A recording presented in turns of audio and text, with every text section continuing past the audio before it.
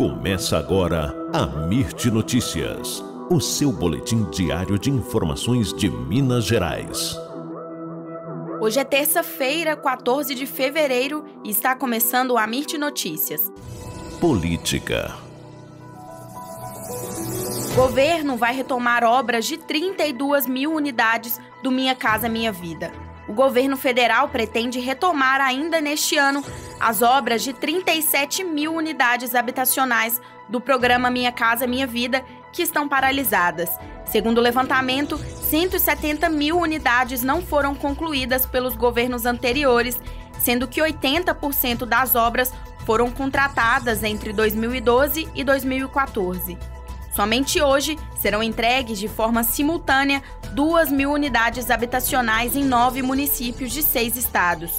Os investimentos totalizam mais de 200 milhões. Em Contagem, serão entregues 600 unidades habitacionais do residencial Icaivera 1 e 2, com 54 milhões em investimentos. Economia. Fazenda finaliza a proposta para a correção da tabela do imposto de renda. O Ministério da Fazenda já finalizou a proposta para a correção da tabela do imposto de renda de pessoa física. A nova tabela ampliará a faixa de isenção, que atualmente está em R$ 1.903,98.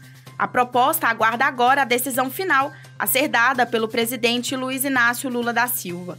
A última atualização da tabela de imposto de renda foi feita em 2015. A falta de atualização tem feito com que cada vez mais brasileiros, em especial os de menor renda, passem a pagar esse tributo.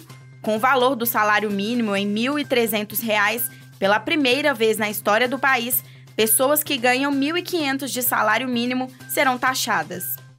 Saúde. Risco de surto de sarampo no continente americano é o maior em 30 anos. O alerta é da Organização Pan-Americana da Saúde e foi divulgado nesta segunda-feira no Brasil. A organização pede que os países retomem a cobertura vacinal infantil e atualizem os planos de resposta ao sarampo para evitar a volta da transmissão endêmica do vírus. De acordo com o documento, os surtos mais significativos ocorreram no Brasil, onde a circulação endêmica continua. Esporte. Cruzeiro e Atlético empatam em clássico eletrizante no Independência. Cruzeiro e Atlético entraram em campo e fizeram um clássico pegado, com jogadas firmes, muita tensão, nervosismo e a prova que o favoritismo não garante vitória. Na noite desta segunda-feira, Raposa e Galo ficaram no empate em 1-1. Bruno Rodrigues e Hulk marcaram os gols da noite. O empate encerrou a sequência de vitórias do Atlético, que tinha 100% de aproveitamento, e também a sequência de derrotas do Cruzeiro, que perdeu os 2 últimos jogos. Apesar de não ter perdido, o Cruzeiro segue sem vencer.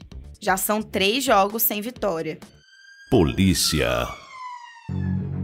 Quase 70 torcedores são conduzidos após polícia encontrar bastões de ferro e madeira em ônibus de organizada. Quase 70 torcedores que fazem parte de uma torcida organizada do Cruzeiro foram conduzidos pela Polícia Militar Rodoviária Estadual após os policiais abordarem um ônibus que seria da Máfia Azul na MG10 em Vespasiano, na região metropolitana de Belo Horizonte. O coletivo estava indo para o jogo da Raposa contra o Atlético no Independência, quando uma abordagem das autoridades encontrou barras de ferro, de madeira e um soco inglês dentro do ônibus. Os 68 torcedores terão que responder a um termo circunstanciado de ocorrência e então serão liberados.